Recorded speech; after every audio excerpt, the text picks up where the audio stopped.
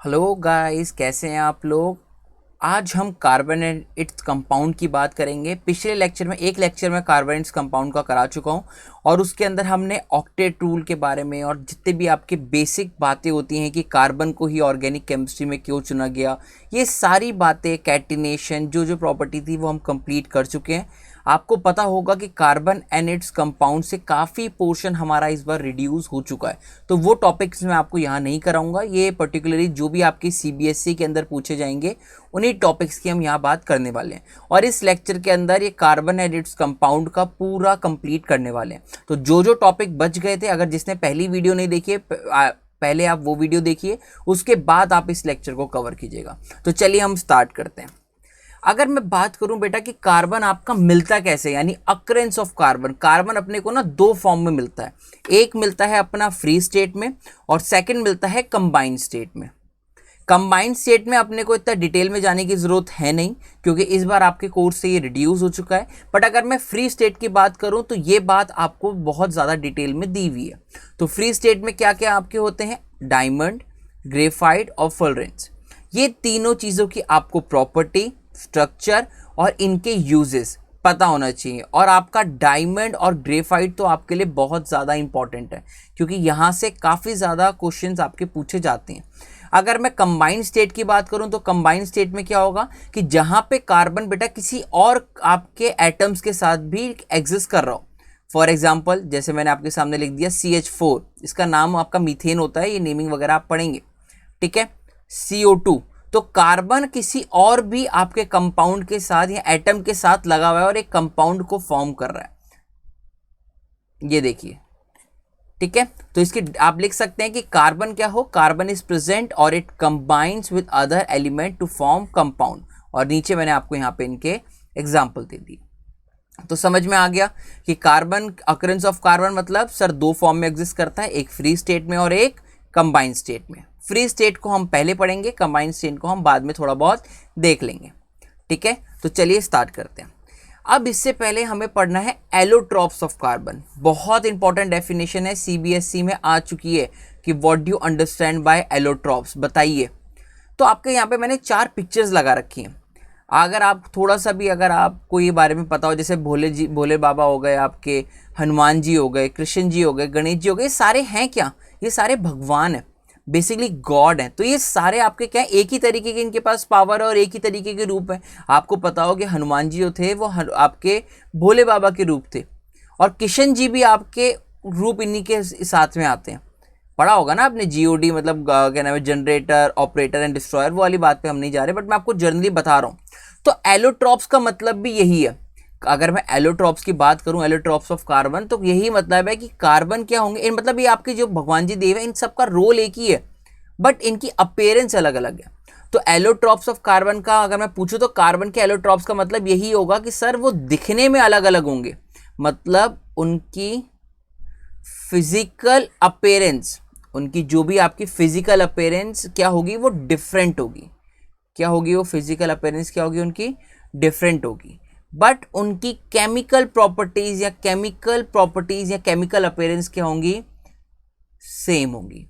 तो allotropes of carbon पूछा जाए तो आप क्या बोलोगे, यहां पे आप क्या बोलेंगे, different form of an element which have same physical, sorry, different physical appearance, different physical appearance and but same chemical properties. आप लिख लीजिए ना, यहाँ लिख लो, लिख लो, क्या लिखोगे, डिफरेंट, यहाँ लिख लो आप, different forms of an element, element का क्या, विच हैव, विच हैव क्या क्या डिफरेंट है इनमें, विच हैव डिफरेंट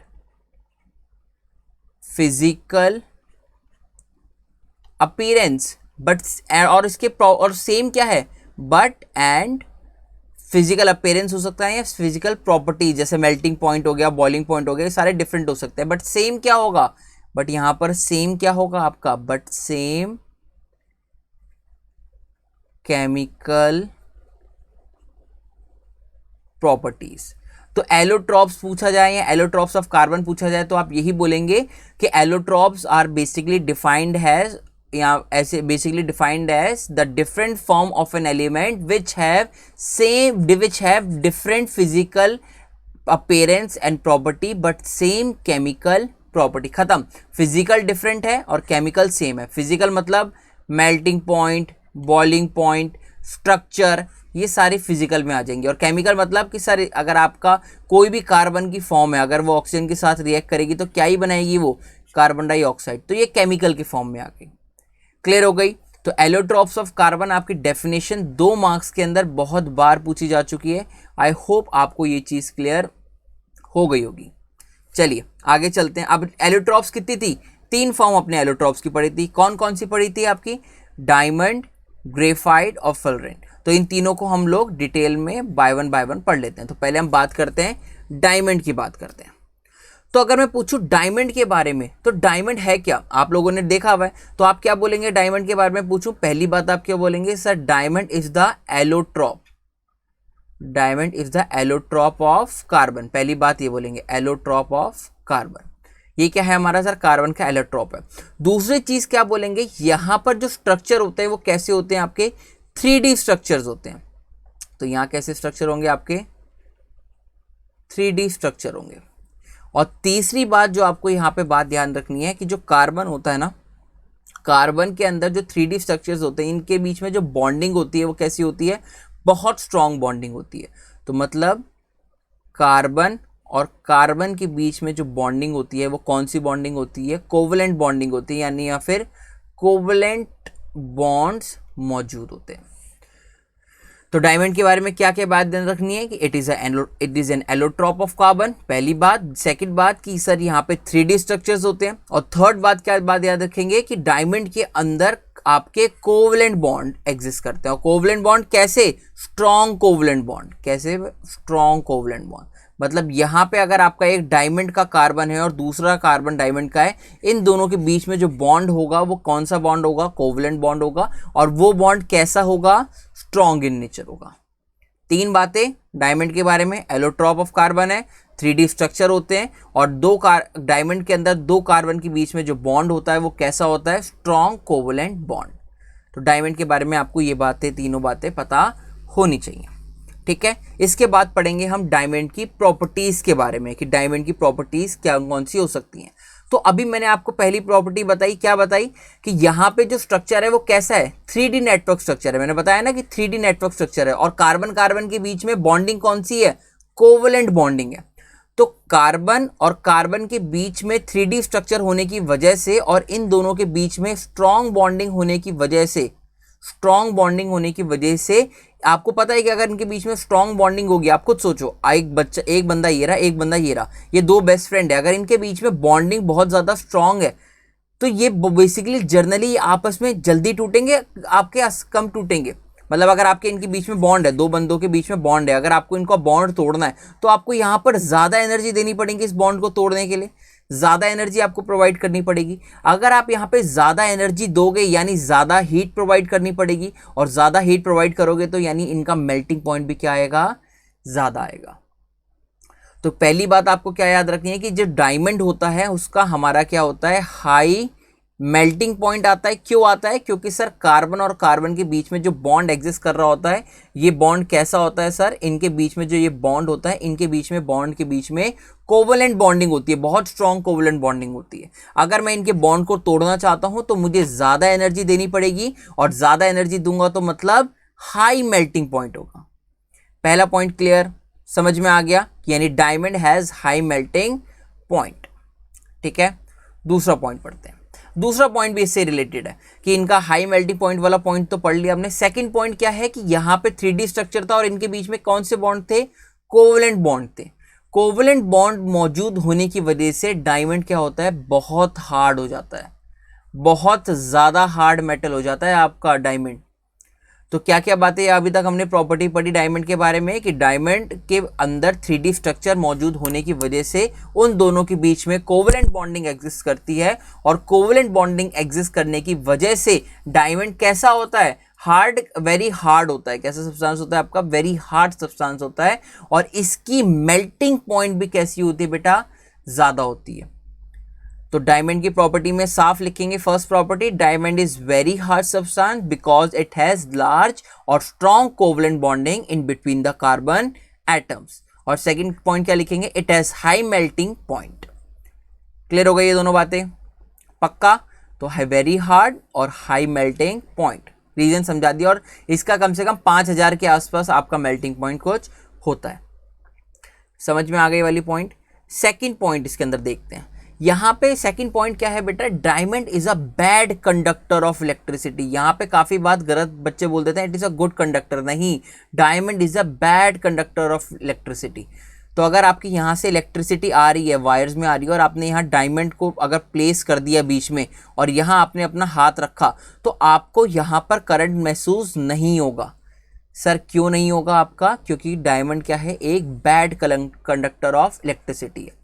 अब फिर किसी ने पूछा सर आप ऐसे कैसे बोल सकते हो it is a bad conductor of electricity? अगर आप लोगों ने अभी तक वैसे इलेक्ट्रिसिटी मैंने आपको नहीं पढ़ाया, अगर आप लोगों ने कहीं पढ़ा हो या थोड़ी चीज़ें पता हो, तो इलेक्ट्रिसिटी आपकी कब आती है? जब वहाँ पर आपका करंट फ्लो करता है। और करंट की डेफिनेशन क्या होती है? करंट की डेफिनेशन होती है फ्लो ऑफ चार्ज, चार्ज का फ्लो करना। तो यहां पर ये बैड कंडक्टर कैसे हुआ? ये बैड कंडक्टर इसलिए हुआ क्योंकि यहां पर कोई भी इलेक्ट्रॉन मौजूद नहीं है, कोई भी चार्ज मौजूद नहीं है। करंट की डेफिनेशन ही क्या है अपनी? Flow of charge. तो यहां पर बेटा कोई चार्ज मौजूद है ही नहीं डायमंड में। अगर कोई चार्ज, कोई इलेक्ट्रॉन मौजूद है ही नहीं, तो वो इलेक्ट्रॉन आपका मूव नहीं करेगा, फ्लो नहीं करेगा। अगर वो फ्लो नहीं करेगा तो इलेक्ट्रिसिटी कहां से आएगी?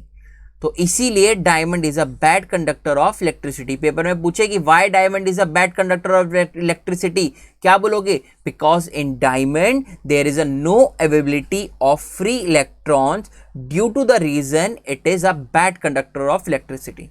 क्यों है? क्योंकि कार्बन के पास 4 वैलेंसी थी, इसने अपने चारों इलेक्ट्रॉन्स बॉन्ड बनाने के लिए यूज कर लिए। इसी वजह से it is a bad conductor of electricity. समझ में आ गया वाला पॉइंट? ठीक है, तो यहाँ पे आप देख सकते हैं, यही वाले पॉइंट लिखने हैं आपको कि क्यों है आपका, क्योंकि यहाँ पे जो 4 इलेक्ट्रॉन्स थे कार्बन के पास, वो इसने यूज कर लिए किसके लिए? आपके कोवेलेंट बॉन्ड बनाने के लिए। और इसके पास कोई भी फ्री इलेक्ट्रॉन या चार्ज नहीं बचा, जिस वजह से it is a bad conductor of electricity. Question आ सकता है, इंपॉर्टेंट है, ध्यान रखना प्रॉपर्टीज के अंदर। क्लियर हो गई वाली बात? ठीक है, चलिए आगे चलते हैं। अब हम बात करते हैं इसके शाइन के बारे में। कुछ और प्रॉपर्टीज़ हैं कि आपका जो ये डायमंड होता है ना, ये बहुत शाइन करता है लाइट की प्रेजेंस में। आपने देखा होगा आपकी मदर होती हैं, आपकी सिस्टर होती है, जो भी आपके ना, वो मोस्टली डायमंड को प्रेफर करती हैं पहनना शादी पार्टीज़ में, वेडिंग में कहीं जाती हैं। वो क्यों करती हैं? क्योंकि बेटा वो आपका ना शाइन करता है लाइट में। जो आपके टेंट की लाइट होती है वैसे भी होते हैं, वो बहुत शाइन करता है। ठीक है, देखो आपका डायमंड जैसे ये रहा, देख रहे हो ना कितना शाइन करता है नॉर्मल में ना, तो ये आपका ऐसे शाइन करता है। ठीक है, तो आप ये बात ध्यान रखेंगे कि डायमंड आपका बहुत ज़्यादा शाइन करता है in the presence of light. इसका रीज़न आपसे पेपर में नहीं पूछेंगे कि सर ऐसा क्यों करता है। अगर आप पूछना चाहें कि सर ये डायमंड इतना शाइन क्यों करता है, तो आपको मैं रीज़न बता देता हूँ। एक्चुअल में लाइट ना इसके अंदर ट्रैप हो जाती है। तो जैसे लाइट फॉल हुई, जैसे लाइट आपकी फॉल होती है डायमंड पे, वो क्या करती है? ट्रैप्ड हो जाती है, इसके अंदर ट्रैप्ड हो जाती है। और इंफीरियर फेसेस पे ट्रैप होने की वजह से ये क्या करता है? शाइन करता है। रीज़न है ये आपका कि आपका जो डायमंड होता है वो शाइन क्यों करता है। पेपर में रीज़न नहीं पूछेंगे आपसे, बस आपको ये पता होना चाहिए ये शाइन करता है। ठीक है, और आप क्या पॉइंट बोल सकते हैं कि डायमंड आपका ज़्यादा लाइट में शाइन करता है, इसी वजह से आपके यूसेज हम पढ़ते हैं ना। तो यूसेज के अंदर हम बात करें तो पहली बात कि अगर ये कैसा होता है आपका, बहुत ज़्यादा हार्ड होता है। वैसे क्या होता है? बहुत ज़्यादा हार्ड होता है। और हार्ड होने की वजह से ये आपके कटिंग टूल्स और ड्रिलिंग टूल्स बनाने में काम में आता है। जो मैं पीछे पॉइंट बोल रहा था वो क्या था कि जब आपका ये बहुत ज़्यादा शाइन करता है, इसलिए ये ज्वेलरी में भी यूज़ होता है। वो अभी यूसेज के अंदर हम पढ़ लेंगे। तो पहली बात यूजेस ऑफ डायमंड के अंदर हमने क्या पढ़ना है कि ड्यू टू इट्स हार्डनेस। अगर मैं पूछूं हार्डनेस किस वजह से थी, हार्डनेस किस वजह से थी, तो अभी आप बोलेंगे क्योंकि सर अभी आपने बताया कि कार्बन और कार्बन के बीच में स्ट्रॉन्ग कोवलेंट बॉन्ड था, और स्ट्रॉन्ग कोवलेंट बॉन्डिंग होने की वजह से, स्ट्रॉन्ग कोवलेंट बॉन्ड होने की वजह से यहाँ पे इसकी हार्डनेस थी। और ज़्यादा हार्डनेस होने की वजह से किसके लिए यूज होता है? आपका cutting and making drilling tools. कैसे ड्रिलिंग टूल्स? ऐसे ड्रिलिंग टूल्स, ये वाले आपने देखे होंगे ना, घर में आपके फादर यूज़ करते होंगे, आपका कारपेंटर आता होगा वो लेके आता होगा। तो ऐसे ड्रिलिंग टूल्स आपके में यूज़ किए जाते हैं, ठीक है। Second point, for cutting glasses. कुछ ग्लास ऐसे होते हैं जो आपके नॉर्मल कटर से नहीं कट सकते, तो उसके अंदर भी आपका डायमंड यूज़ किया जाता है। आप देख सकते हो ना, जो आपका ये फ्रंट का ये बना हुआ है ना, ये वाली चिप्स जो लगी हैं, ये आपकी डायमंड की बनी होती हैं। किसकी होती हैं? आपकी डायमंड की होती है, ठीक है। तो दो प्रॉपर्टीज पढ़ी। पहली प्रॉपर्टी अपने क्या पढ़ी? हार्डनेस वाली पढ़ी, कि हार्डनेस की वजह से ये कटिंग और ड्रिलिंग टूल्स में होता है। दूसरी चीज, it is use also for use cutting glass, ठीक है। थर्ड चीज जो मैं आपको पॉइंट बता रहा था, फिर मैं रुक गया था, तो क्योंकि ये बहुत ज्यादा शाइन करता है, लाइट इसके अंदर ट्रैप्ड हो जाती है due to its brilliant shine, it is used in jewellery. ये देख रहे हो आप, ज्वेलरी बनाने में आपकी मदर और आपकी जो सिस्टर होगी या फिर कोई और जिनको डायमंड आपको पसंद होगा, तो वो ये चीज़ होती है। कहते हैं ना कि जो गर्ल्स होती हैं उनको अगर आप डायमंड की रिंग दो या डायमंड का नेकलेस दो तो बड़ा जल्दी खुश हो जाती हैं। वो इसी वजह से होता है क्योंकि ना ज्वेलरी का बहुत शौक होता है, ठीक है। तो इसलिए डायमंड को वो चमकता है और वो उन डायमंड की चमकाहट देख के उनके भी चेहरे पे चमक आ जाती है, ठीक है। चलो जो कपाट, आगे हम चलते हैं। तो डायमंड के बारे में आपको इतनी बातें बहुत हैं, जितनी बातें मैंने आपको बता दी। तो क्या क्या बातें बताई मैंने आपको? पहले डायमंड का मैंने स्ट्रक्चर बताया। स्ट्रक्चर में आपने डायमंड में क्या पढ़ा कि सर ये क्या होता है? आपका 3D स्ट्रक्चर होता है, ये आपका 3D स्ट्रक्चर होता है। और बॉन्डिंग कौन सी होती है? यहाँ पे कोवलेंट बॉन्डिंग होती है, ये बात पढ़ी। दूसरी बात हमने इसके बारे में क्या पढ़ा? इसके बारे में मैंने आपको प्रॉपर्टीज बताई कि ये सर कैसा होता है? आपका हार्ड होता है और आपका बहुत ज़्यादा शाइन करता है और इनका हाई मेल्टिंग पॉइंट होता है, ये प्रॉपर्टी बताई। और उसके बाद फिर मैंने आपको यूसेस बता दिए कि ज्वेलरी के अंदर और आपके ग्लासेस की कटिंग के अंदर और ड्रिलिंग टूल्स बनाने के लिए आपके यूज किए जाते हैं। पेपर में आएगा क्या आएगा कि right the short note on diamond, तो आप वहां पे ये दो पॉइंट करके इंक्लूड करेंगे तो 3 मार्क्स में आपको मिल जाएगा। क्लियर हो गया? चलिए आगे चलते हैं। दूसरे हम एलोट्रॉप की बात करते हैं, दैट इज ग्रेफाइट। अच्छा एक पॉइंट और रह गया मेरे से कि ये आपका कार्ट्रैक्ट रिमूव करने के लिए भी यूज किया जाता है। कार्ट्रैक्ट आपने ह्यूमन आई के अंदर, तो वैसे अब ये कट गया, ह्यूमन आई के अंदर ये कार्ट्रैक्ट पॉइंट होता था। क्या होता था इसके अंदर कि जिसको मोतियाबिंद भी बोलते हैं हिंदी में, ये आईज आपकी ऐसे, ये आपकी ऐसे आईज हो जाती है जैसे आप फोटो में देख सकते हैं। तो इसको रिमूव करने के लिए आपका ये टूल यूज किया जाता है, सर्जिकल इंस्ट्रूमेंट। जो आगे का ये बना है, ये किससे बना है? आपका डायमंड से बना है, ठीक है। तो ये वाला पॉइंट भी आप यूसेज में बोल सकते हैं। इसके बाद हमारा जो सेकंड है, हम ग्रेफाइट की बात करते हैं। Second allotrope that is graphite. अब ये ग्रेफाइट सर कहाँ मौजूद होता है? ग्रेफाइट बेटा आपके यहाँ मौजूद होता है, जो पेंसिल की टिप होती है ना, उसके अंदर क्या मौजूद होता है? आपका ग्रेफाइट मौजूद होता है। समझ में आ गया? अब सर ग्रेफाइट आपका कहाँ कहाँ कैसे कैसे मौजूद होता है? तो अगर मैं यहाँ पे बात करूँ ना ग्रेफाइट के अंदर, तो यहाँ पे जो बेटा आपका कार्बन होता है ना, ये कार्बन बॉन्ड होता है, ये कार्बन बॉन्ड होता है किससे? Carbon bonded with 3 other carbon atoms. मतलब एक कार्बन यहाँ पे 3 कार्बन एटम्स के साथ जुड़ा होगा। कैसे जुड़ा होगा वो मैं भी बताता हूँ। दूसरी चीज किस फॉर्म में जुड़ा होगा? वो यहाँ पे हेक्सागोनल रिंग की तरफ में जुड़ा होगा। कैसे? Hexagonal ring. अब आप लोगों को पता है कि नहीं पता हेक्सागोनल रिंग क्या होती है? आपको थोड़ा सा मैं बता दूं, 6 ऐसे कार्बन की जो ऐसे रिंग होती है, इसको हेक्सागोनल बोलते हैं। 1 2 3 4 5 6, इसको हेक्सागोनल बोलते हैं, आपने सुना होगा। और क्या आपको मैंने बताया कि ग्रेफाइट के अंदर जो कार्बन होगा वो 3 अदर कार्बन एटम्स के साथ आपका बॉन्डेड होगा और किस फॉर्म में होगा? हेक्सागोनल रिंग की फॉर्म में होगा। और क्या बनाएगा? यहाँ पर लेयर्स बनाएगा, एक के ऊपर एक लेयर्स बनती जाएंगी, एक के ऊपर यहाँ पे लेयर होंगी। समझ में आ गया? पॉइंट सुनते चलो, कोई दिक्कत नहीं, पॉइंट सुनते चलिए ना आप यहाँ पे, ठीक है। तो आपको ये दोनों बातें मैंने आपको बताई। तीसरी बात आप यहाँ पे क्या कर सकते हैं कि सर यहाँ पे जो कार्बन जुड़ा होगा डायमंड के अंदर, ये जो कार्बन एटम जुड़ा था इनसे, वो 3D में जुड़ा था। और कैसी बॉन्डिंग थी? कोवलेंट बॉन्डिंग थी। अगर यहाँ पर मैं पूछूं कि यहाँ पर आपकी बॉन्डिंग कैसी है, ग्रेफाइट के अंदर आपकी बॉन्डिंग कैसी है, तो आप क्या बोलेंगे? सर ग्रेफाइट के अंदर जो बॉन्डिंग होती है वो कौन सी बॉन्डिंग होती है?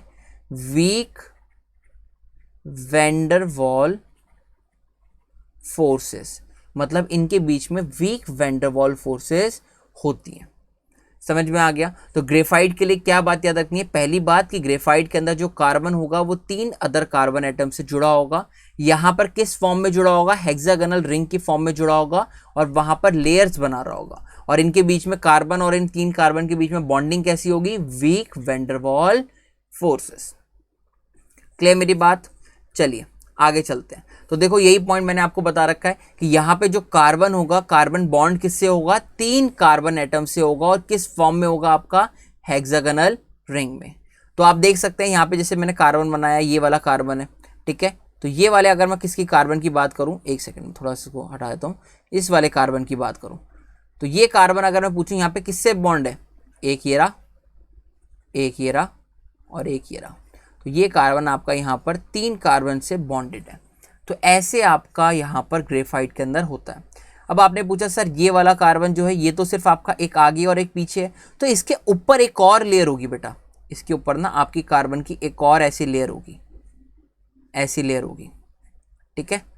तो बेसिकली आपकी यही ऐसी लेयर फॉर्म यहाँ पे होती रहती है, जहाँ पे 2 पे है ऐसी लेयर फॉर्म होती है, एक आगे भी ऐसी लेयर हो सकती है यहाँ पर, ठीक है। तो आपको ग्रेफाइट में यही बात याद रखनी है कि ग्रेफाइट के अंदर जो कार्बन होता है वो बॉन्ड होता है 3 कार्बन एटम से, और वहाँ पर हेक्सागोनल रिंग की फॉर्म में फॉर्म होता है आपका, और वहाँ पर वो क्या बनाता है, लेयर स्ट्रक्चर बनाता है। क्या बनाता है, लेयर स्ट्रक्चर। आप देख सकते हैं कैसे लेयर बनाता है। क्लियर हो गया, ठीक है। देखो आपके सामने फिर पूछा सर कैसे बनाता है, वो आपका ऐसे बनाता है कि जैसे आपने ये वाला बनाया, ये कार्बन एटम है, ये वाला आपका किससे जुड़ा हुआ है, एक ये वाले अगर इसकी बात करते हैं, ये कार्बन एटम है, एक सेकंड में इसको रब कर देता हूँ थोड़ा, इस वाले कार्बन एटम की बात करते हैं।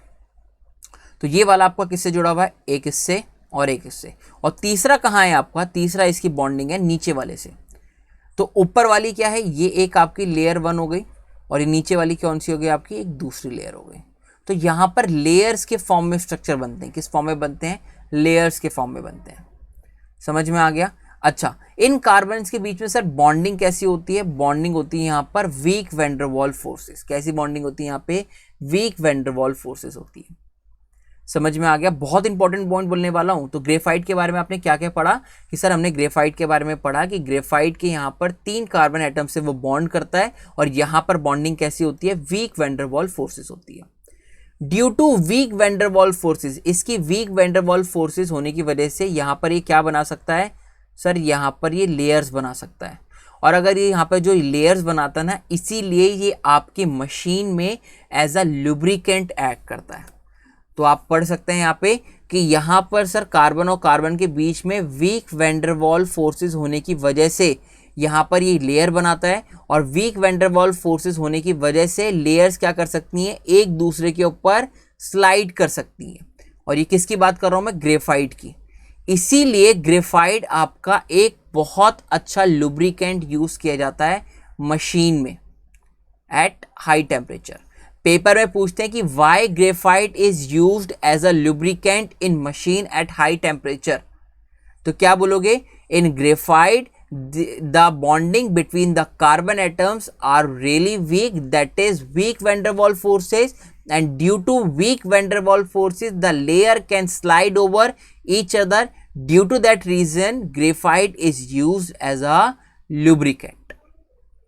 अब लुब्रिकेंट के एग्जांपल मैं आपको बहुत सारे दे सकता हूँ। मैं तो बहुत सारे ऑयल्स का यूज़ भी किया है। मोबिल ऑयल, ऑयल तेल आ गया आपका, जो आपकी बाइक की सर्विस के अंदर डलता है, वो वाले ऑयल हो गए, जिससे आपका बाइक आपका हो गया, गाड़ी की सर्विस के अंदर डलता है, जिससे आपके इंजन में प्रॉब्लम ना हो, वो स्मूथ चले। समझ में आ गया? और हाई टेम्परेचर का क्या कॉन्सेप्ट है कि जब आप कोई गाड़ी या बाइक चलाते हो तो उसका इंजन गर्म हो जाता है, तो गर्म इंजन के अंदर भी वो आपका जो लुब्रिकेंट है वो आपका बहुत अच्छे से एक्ट करे, मशीनों के पार्ट को रब ना होने दे, एक स्टक ना होने दे, इस वजह से। क्लियर हो गई वाली पॉइंट? ठीक है, चलिए आगे चलते हैं। यही पॉइंट मैंने आपको यहाँ पे बता रखे हैं कि ग्रेफाइट के अंदर जो कार्बन एटम होता है वो 3 अदर कार्बन एटम से बॉन्ड होता है। किस फॉर्म में? Hexagonal ring. और आप देख सकते हो ऐसे रिंग्स आपको बनी हुई, लेयर नंबर 1, 2, 3। दूसरी बात कि ये रिंग्स आपस में ज्वाइन होती हैं in the form of layer. और तीसरी बात, ये रिंग्स कैसे होती हैं हेक्सागोनल रिंग्स में, और कैसी फोर्स होती है, weak van der Waals force. तो ये तीनों पॉइंट आपको लिखे हैं, आप यहाँ पे इसको नोट डाउन कर सकते हैं अपने के लिए। इसके बाद बात करते हैं बेटा प्रॉपर्टीज ऑफ ग्रेफाइट के बारे में। अगर ग्रेफाइट की प्रॉपर्टीज की बात करें तो पहली चीज अगर यहाँ पे हम लिखना चाहें तो क्या लिखेंगे ग्रेफाइट की प्रॉपर्टी में? आप यहाँ पे लिखेंगे कि सर यहाँ पे कैसा स्ट्रक्चर था, sir it is a layered structure. कैसा स्ट्रक्चर था आपका? लेयर्ड स्ट्रक्चर था। लेयर्ड स्ट्रक्चर होने की वजह से जो आपका ग्रेफाइट होता है वो कैसा बन जाता है, सॉफ्ट एंड सोपी। मतलब बहुत ज्यादा, अगर ग्रेफाइट पेंसिल की नोक को आपने जब देखा होगा वो कैसा होता है, बहुत ज्यादा सॉफ्ट होता है, सोपी होता है। तो लेयर्ड स्ट्रक्चर होने की वजह से ग्रेफाइट में इट बिकम सॉफ्ट एंड सोपी। क्लियर हो गई बात।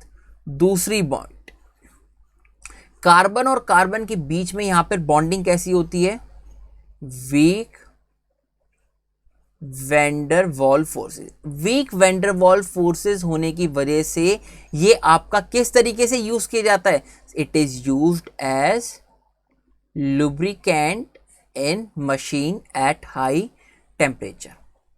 समझ में आ गया, ठीक है।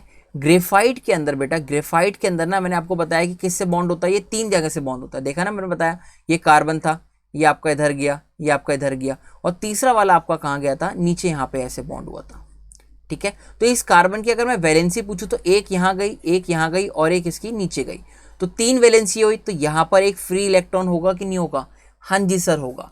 तो यहाँ पर आप क्या लिखेंगे, due to presence of an free electron. Free electron कितना इलेक्ट्रॉन, एक सेकेंड इसको रब कर लेते हैं, क्या लिख दिया मैंने, हाँ, due to the presence of free 1 electron, किस पे, आपके ग्रेफाइट के ऊपर। इस वजह से इलेक्ट्रॉन आ गया मतलब चार्ज आ गया, चार्ज आ गया तो मतलब यहाँ पे चार्ज क्या करेगा, फ्लो करेगा, और फ्लो करने से यहाँ पे करंट आएगा, और करंट से जब आपका फ्लो करेगा तो इलेक्ट्रिसिटी होगी। तो यानी ये ग्रेफाइट के अंदर एक इलेक्ट्रॉन फ्री होने की वजह से it is a good conductor और bad conductor, good conductor of electricity, good conductor of electricity. तो ये 3 पॉइंट आपको प्रॉपर्टीज याद रखना है कि सर लेयर स्ट्रक्चर होने की वजह से ये सोपी और आपका सॉफ्ट टच बन जाता है।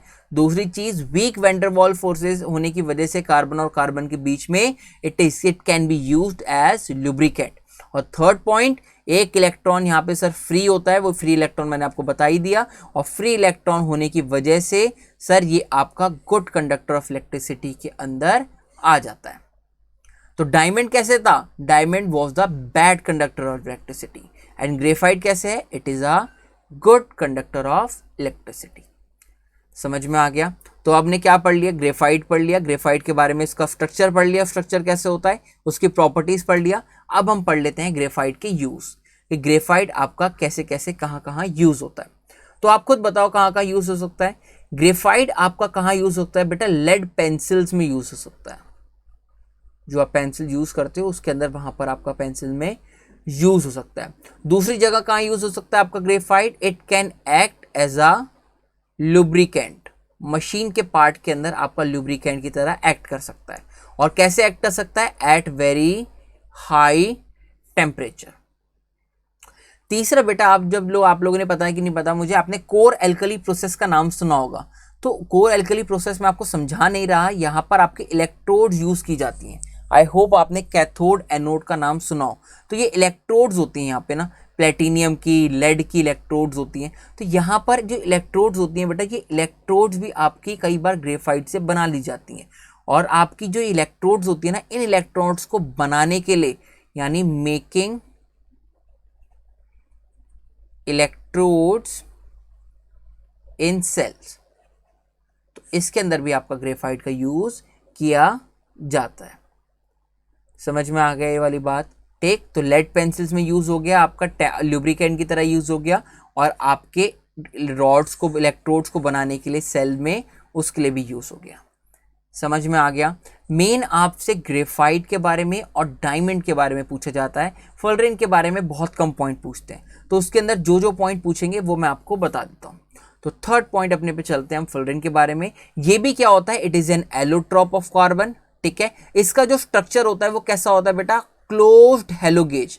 मतलब ऐसे स्ट्रक्चर होता है, जैसे आप देख सकते हो ना, ऐसा स्ट्रक्चर आपको कुछ देखने को मिलता है, क्लोज फॉर्म में होता है। समझ में आ गया। फुलरिन का स्ट्रक्चर बेटा आपका सेम ग्रेफाइट की जैसा होता है, हेक्सागोनली स्ट्रक्चर होता है। बट देखो आपका दिख रहा है ये हेक्सागोनल, इसको थोड़ा सा मैं यहाँ बनाता हूँ, ये आपका ऐसे ही स्ट्रक्चर होता है, हेक्सागोनल की फॉर्म में एग्जिस्ट करता है। बट यहाँ पर केज स्ट्रक्चर आ जाता है इनका। समझ में आ गया, केज स्ट्रक्चर आ जाता है शीट की फॉर्म में। समझ में आ गया। तो इसके बारे में आपको इतनी ज़्यादा बातें नहीं पढ़नी, आपको बस ये पता होना चाहिए कि फुलरेंट क्या होता है, it is an allotrope of carbon. Second चीज़, ये आपका क्लोज्ड हेलो गेज बनाता है, और किस कैसी शेप में होता है, बहुत सारी शेप में मिल सकता है। एलिप्सॉइड की शेप में, स्फेरिकल शेप के अंदर मिल सकता है, ट्यूब की शेप में मिल सकता है, आपको कैसी भी शेप में मिल सकता है। देख लो आपके सामने लिखा है, ये ट्यूब की शेप में है, ये एलिप्सॉइड की में हो गया, और ये स्फीयर की शेप में हो गया। क्लियर हो गया। और यहाँ पे आपका बेसिकली कभी कभार पेंटागनल और कई बार हेप्टागनल, पेंटागनल मतलब 5 कार्बन का, और कई बार हेप्टागनल मतलब 7 कार्बन का, तो ऐसे मिल जाता है। ये बातें डिटेल में आपको पढ़ने की जरूरत नहीं है, जो मैंने आपको बताया ये ऊपर वाला पॉइंट मेन ध्यान रखना, ठीक है। सेकंड चीज, इसको बेटा कई बार ना बकी बॉल्स भी बोलते हैं। अब बकी बॉल्स क्यों बोला जाता है, क्योंकि ये आपके सिलेंड्रिकल फुलरेंट्स की शेप में भी करते हैं। इसका एग्जाम्पल बेस्ट है आपका जियोसेडिक डोम। ये आप देख सकते हैं यहाँ पे आपको जो डोम बना हुआ है ना, ये आपका कैसे इसके जो बाहर है आपको ये बना हुआ है मटेरियल, ये किस मटेरियल का है, आपका फुलरेंट मटेरियल का है।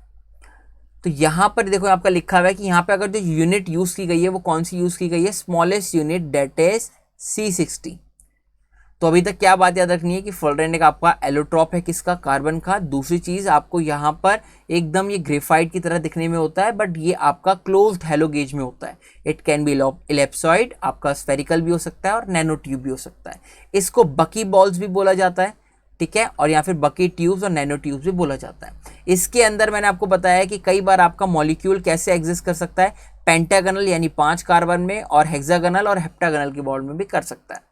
इसको डिजाइन किसने किया था, बकमिनिस्टर ने किया था, फुलरेंट ने, उसी के नाम पे इसका नाम दे दिया गया।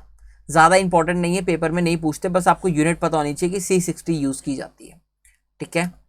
उसके बाद प्रॉपर्टी है कि ये आपके स्टेबल होते हैं बट अनरिएक्टिव होते हैं, ये आपके ज्यादा रिएक्ट नहीं करते, क्योंकि ये खुद ही आपके केस स्ट्रक्चर में ये आपके किस में होते हैं, डिसॉल्व हो जाते हैं काफी सॉल्वेंट्स में। किस में, क्लोरो कार्बन डाइसल्फाइड यानी CS2, कार्बन डाइसल्फाइड CF2 में के अंदर भी हो जाते हैं। थर्ड पॉइंट क्या है कि यहाँ पे इसके एलोट्रॉप्स कौन कौन से, C28 और C36 नोन है। इतना मैं तेज इसलिए चलता हूँ क्योंकि यार ये पेपर में नहीं आता इतना, इसके यूजेस आ जाते हैं, यूजेस बहुत इंपॉर्टेंट है। It is used in artificial photosynthesis, cosmetics में भी यूज होता है, सरफेस कोटिंग के लिए भी यूज होता है, और ड्रग डिलीवरी सिस्टम के लिए भी यूज होता है। इतना सिर्फ इसके यूजेस इंपॉर्टेंट है, और इसके साथ में जो मैंने आपको थोड़ा सा इसका इंट्रोडक्शन पढ़ाया वो इंपॉर्टेंट है। बाकी पॉइंट आप लोग आराम से कर सकते हैं। आई होप आपको तीनों ये चीज़ें क्लियर हो गई होंगी। तो हमने क्या क्या पढ़ लिया अभी तक, अगर हम बात करें तो जो आपका फ्री स्टेट में कार्बन मिलता है अपने को, फ्री स्टेट में कार्बन मिलता है, तो उस तीनों के बारे में अपने ने यहाँ पे कन्वर्ट पूरा चीज़ें पढ़ ली। किस किस के बारे में पढ़ा हमने यहाँ पे हमने फर्स्ट पॉइंट पढ़ा अपना डायमंड के बारे में, सेकंड पॉइंट हमने पढ़ा किसके बारे में पढ़ा, आपके ग्रेफाइट के बारे में, और थर्ड पॉइंट हमने किसके बारे में पढ़ा, फुलरेंट के बारे में। इसके बाद सिर्फ आपका एक टॉपिक यहाँ पे बचता है, डेट इज होमोलोगस सीरीज, तो उसको भी आज हम करके कंप्लीट करते हैं। तो अगर मैं पूछूं होमोलोगस सीरीज क्या होती है आपसे ना, तो बेसिकली होमोलोगस सीरीज क्या होती है बेटा, एक सीरीज होती है किसकी, ऑर्गेनिक कंपाउंड्स की। किसकी सीरीज होती है आपकी, ऑर्गेनिक कंपाउंड्स की सीरीज होती है, ठीक है। It is a series of organic compounds having similar properties. क्या बोलने वाला हूं मैं आपको, अभी एक सेकंड में समझा देता हूं, कोई दिक्कत वाली बात नहीं है। Having similar properties in which successive members differ by CH2 group. क्या मतलब है, ऑर्गेनिक कंपाउंड्स आपको पता ही है कि ऑर्गेनिक कंपाउंड्स क्या होते हैं, जहां पे कार्बन और हाइड्रोजन के बीच में बॉन्डिंग होती है। ऑर्गेनिक कंपाउंड्स के मेंबर्स, उनकी प्रॉपर्टी सिमिलर हो और वो डिफर करें किससे, CH2 ग्रुप से। इसको क्या बोलते हैं हम, होमोलोगस सीरीज बोलते हैं। क्या मतलब है सर, समझ में नहीं आया, थोड़ा बहुत ना आप थोड़ा और डिटेल में समझाओ। तो आप लोगों को, जैसे मैंने यहाँ पे नाम लिखा इथेन का, यहाँ लिख लिया आपने, इथेन का नाम लिखा। अब आप लोगों के केस में एल्केन, एल्कीन, एल्काइन आप लोगों ने पढ़े होंगे, पहले नहीं पढ़े तो यहाँ देखना, इथेन का नाम लिखा। इथेन क्या होगा फॉर्मूला, अगर मैं पूछूं आपसे क्या होता है, इथेन का फॉर्मूला होता है CH3 होता है। अगर मैंने इथेन के बाद एक और चीज लिखने का सोचा, मैंने कहा भैया यहाँ पे प्रोपेन लिखता हूँ, ये सारी एल्केन की सीरीज है, तो प्रोपेन का फॉर्मूला क्या होगा, CH3 CH2 CH3। मैंने कहा यहाँ पे ब्यूटेन का फॉर्मूला लिखते हैं कि सर ब्यूटेन क्या होगा, तो ब्यूटेन क्या होगा, CH3 CH2 CH2 CH3। 3 example से बहुत क्लियर अपने को हो जाएगा। तो अगर मैं पूछूं इथेन से प्रोपेन में क्या डिफरेंस है, आपको पता है इथेन के अंदर क्या है, नंबर ऑफ कार्बन कितने हैं, 2 हैं, यहाँ नंबर ऑफ कार्बन कितने 3, और यहाँ पे कितने नंबर ऑफ कार्बन आपके 4 हैं। तो नंबर ऑफ कार्बन आपके इंक्रीज हो रहे हैं, मतलब सक्सेसिव मेंबर्स हैं। इथेन के बाद प्रोपेन यानी एक नंबर ऑफ कार्बन बढ़ गया। तो इथेन प्रोपेन में जो आपका डिफरेंस बड़ा कौन है, प्रोपेन है, क्योंकि सर 3 नंबर ऑफ कार्बन है। इन दोनों में डिफरेंस किसका आ रहा है, सिर्फ इस CH2 ग्रुप का आ रहा है।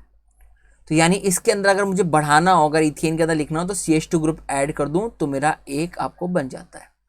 उसके बाद अगर मैं ब्यूटेन की बात करूं तो ब्यूटेन और प्रोपेन में, आपने यहाँ पर इरेजर से हम रब कर देते हैं, अगर मैं पूछूं ब्यूटेन में और प्रोपेन में बड़ा कौन है, सर ब्यूटेन बड़ा है, ऑब्वियस सी बात है। और इन दोनों में डिफरेंस किसका आ रहा है, सिर्फ एक CH2 को आ रहा है। अगर आप एक CH2 हटा दो तो वही आपको प्रोपेन मिल जाएगा। तो होमोलोगस सीरीज क्या कहती है, वो यही कहती है इट इज अ सीरीज, क्या है, it is a series of organic compounds having, अच्छा इथेन की, प्रोपेन की, ब्यूटेन की प्रॉपर्टीज क्या होंगी, सिमिलर होंगी। यानी a series of organic compounds having similar properties, क्या है इनकी, सिमिलर क्या हो बेटा, प्रॉपर्टीज हो। सिमिलर प्रॉपर्टीज किसकी, बढ़ते हुए क्रम में, जैसे आपका इथेन है उससे आगे प्रोपेन आ गया, ब्यूटेन आ गया, मतलब सक्सेसिव मेंबर्स हैं। और ये डिफर किससे कर रहे हैं, they differ by the group of CH2। इसी को हम क्या बोलते हैं बेटा, होमोलोगस सीरीज। कि भैया आपके एक मैंने किसी भी सक्सेसिव मेंबर्स को अगर आप डिस्कस करें तो सक्सेसिव मेंबर्स के अंदर आपकी सिमिलर प्रॉपर्टीज हो और वो आपके डिफर करें CH2 ग्रुप से, तो it is known as homologous series. ठीक है, आप लोगों ने इसके बाद और चीजें थोड़ी बहुत पढ़ी होंगी, नहीं पढ़ी तो मैं आपको थोड़ा बता देता हूं कि एल्केन एल्कीन और एल्काइन, इन तीनों में क्या डिफरेंस होता है। पढ़ी हो तो अच्छी बात है, नहीं पढ़ी हो तो सुन लेना, कोई दिक्कत नहीं। एल्केन की अगर मैं बात करूं तो एल्केन का मतलब क्या होता है, यहाँ पर एन आ रहा है, लास्ट में क्या वर्ड आता है, यहाँ पे एन आता है। इसमें पूछो तो लास्ट में वर्ड क्या आ रहा है आपका, ईन आ रहा है। और इसमें पूछो तो लास्ट में क्या वर्ड आ रहा है, YNE यानी याइन आ रहा है। एन का मतलब होता है कि बेटा कार्बन और कार्बन के बीच में कौन सा बॉन्ड हो, वहां पर सिंगल बॉन्ड एग्जिस्ट कर रहा हो। इन का मतलब क्या होता है बेटा, कार्बन और कार्बन के बीच में डबल बॉन्ड एग्जिस्ट कर रहा हो। और याइन का मतलब क्या होता है, कार्बन और कार्बन के बीच में कितना, कौन सा बॉन्ड, ट्रिपल बॉन्ड एग्जिस्ट कर रहा हो। समझ में आ गई वाली बात। एल्केन का जर्नल फॉर्मूला जो आपका होता है वो क्या होता है, CnH2n+2। एल्कीन का जो जर्नल फॉर्मूला होता है वो क्या होता है, CnH2n। और एल्काइन की बात करूं तो एल्काइन का फॉर्मूला क्या होता है बेटा, CnH2n-2।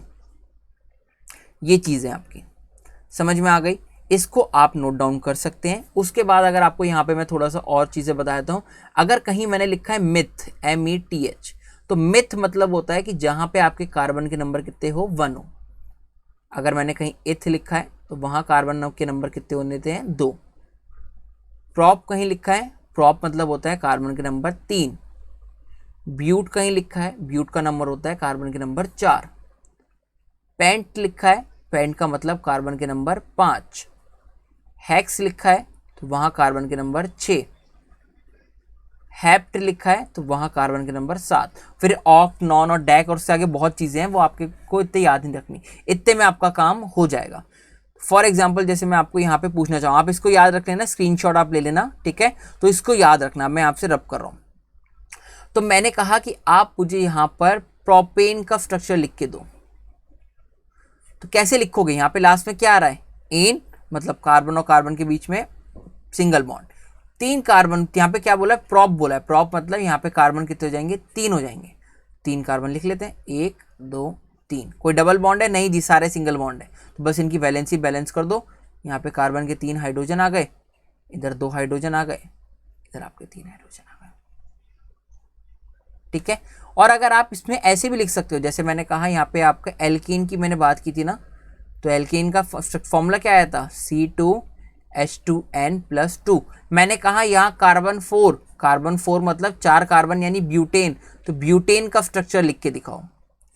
तो 4 कार्बन की वैल्यू आप यहाँ पुट करो, CN है ये, कार्ब पुट करो, CN मतलब C4H2, N की जगह 4 पुट करा +2, दैट इज C4H8, 8 नहीं 10 सॉरी, ठीक है। स्ट्रक्चर बनाना हो तो आप बना भी सकते हैं, ये आपका स्ट्रक्चर बन जाएगा। काउंट करके देख लेना, कार्बन के 10 यहाँ पे आपके हाइड्रोजन आएंगे और 4 कार्बन आएंगे।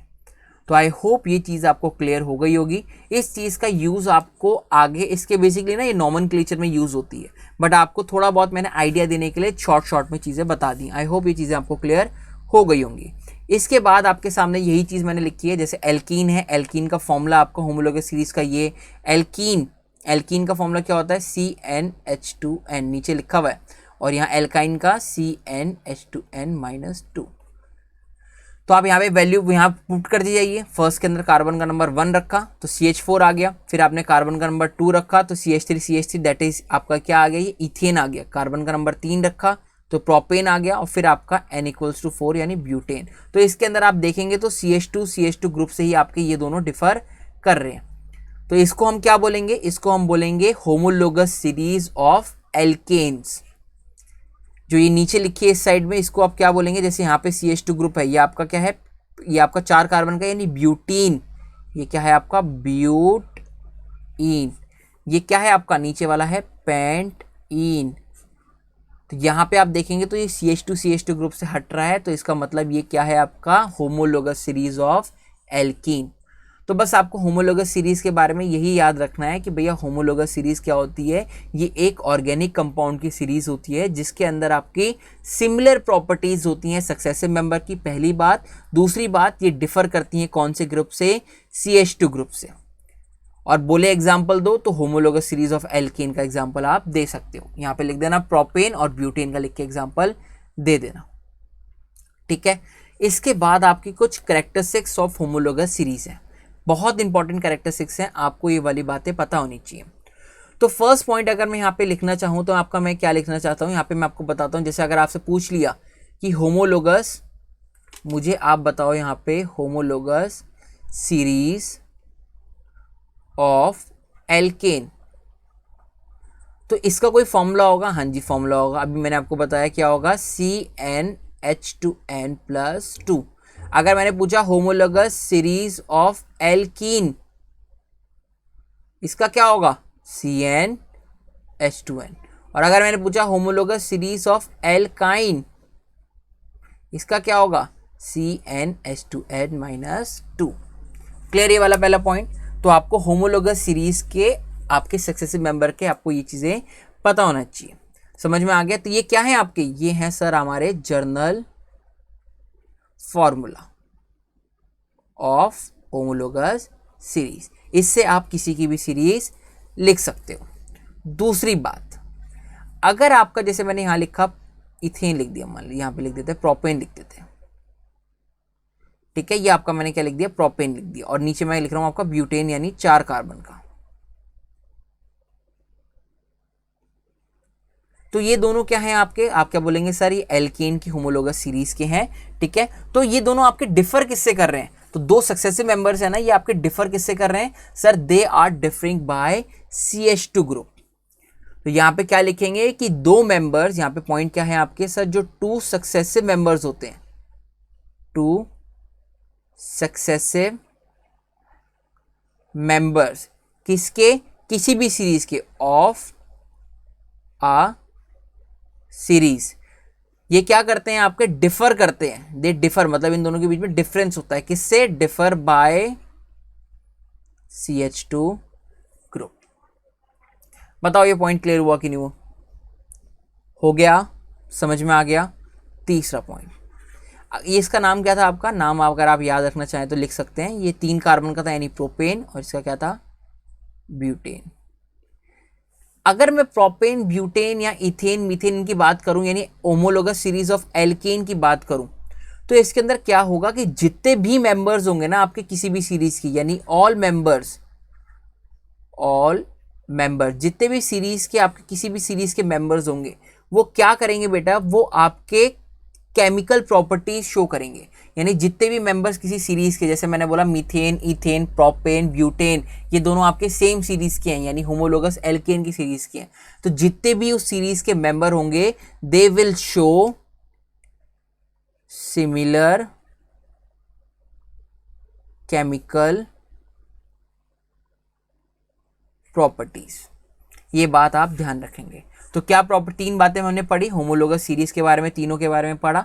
उसके बाद 2 सक्सेसिव मेंबर किससे डिफर करेंगे, CH2 ग्रुप से करेंगे। और तीसरी बात, जितने भी आपके मेंबर्स हैं उनकी केमिकल प्रॉपर्टीज क्या होंगी, सेम होंगी। क्लियर हो गई बात, ये बताओ, ठीक है, कोई डाउट इसमें? नहीं जी, कोई डाउट नहीं है। चलिए आगे चलते हैं।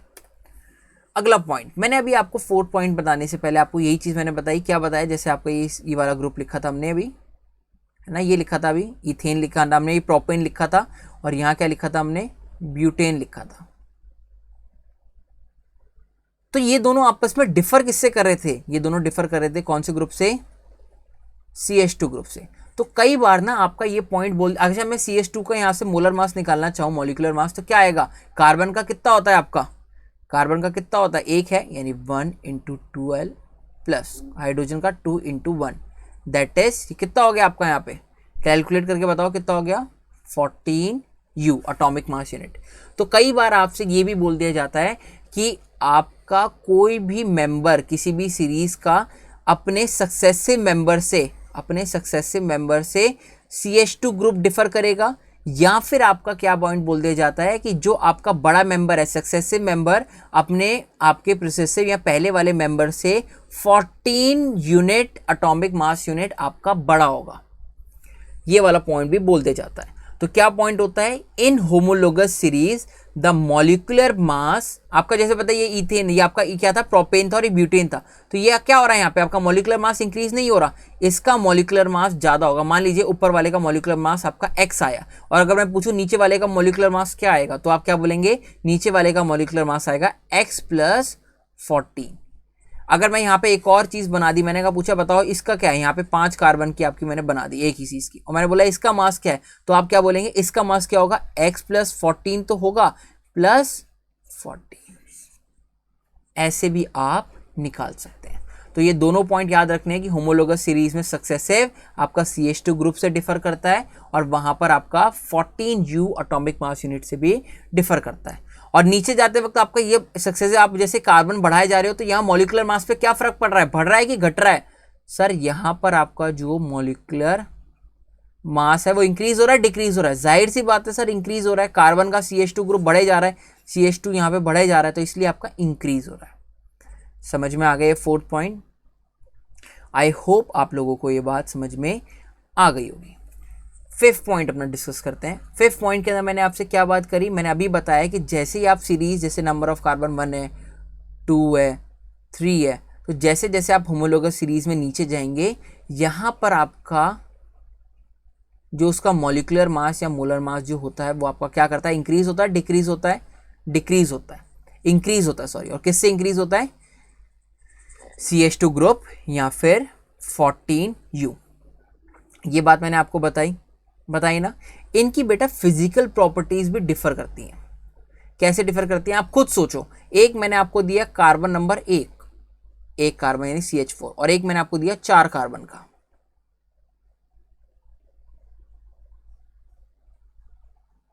ये आपको मैंने 4 कार्बन का दिया, तो इन दोनों में से मॉलिक्यूलर मास किसका ज्यादा होगा, आप कहोगे सर इसका मॉलिक्यूलर मास कम और इसका मॉलिक्यूलर मास ज्यादा। ये क्या लिख रहा हूं मैं यहाँ पे, मॉलिक्यूलर मास। तो आप खुद बताओ अगर इन दोनों में से मॉलिक्यूलर मास किसका ज्यादा आ रहा है, आप कहोगे सर ये जिसमें कार्बन ज्यादा है इसका ज्यादा आ रहा है। तो इनमें इसको तोड़ने के लिए, अगर इस वाले 4 कार्बन है, इसको तोड़ने के लिए आपको क्या देना पड़ेगा, ज्यादा एनर्जी देना पड़ेगा, ज्यादा आपको चीजें देना पड़ेगा, ज्यादा एनर्जी देना पड़ेगा, ज्यादा आपको इसके बॉन्ड तोड़ने के लिए एनर्जी यहाँ देना पड़ेगा। यहाँ तो बहुत कम एनर्जी प्रोवाइड करना पड़ेगा। तो इसका मतलब ज्यादा एनर्जी किस में दोगे आप, सर जाहिर सी बात है इसमें एनर्जी देंगे।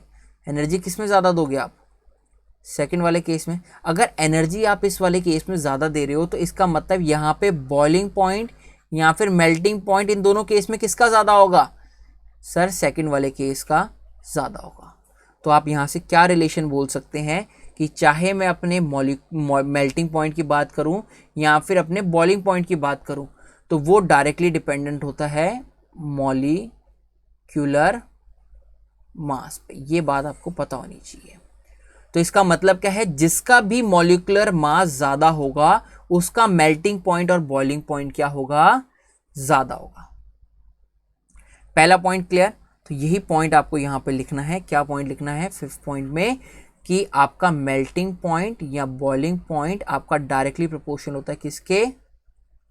मॉलिक्यूलर मास के। जैसे जैसे मॉलिक्यूलर मास में, अगर मेरा मॉलिक्यूलर मास बढ़ेगा तो जितना ज़्यादा मॉलिक्यूलर मास होगा उतना ही मेरा मेल्टिंग पॉइंट और बॉइलिंग पॉइंट आएगा।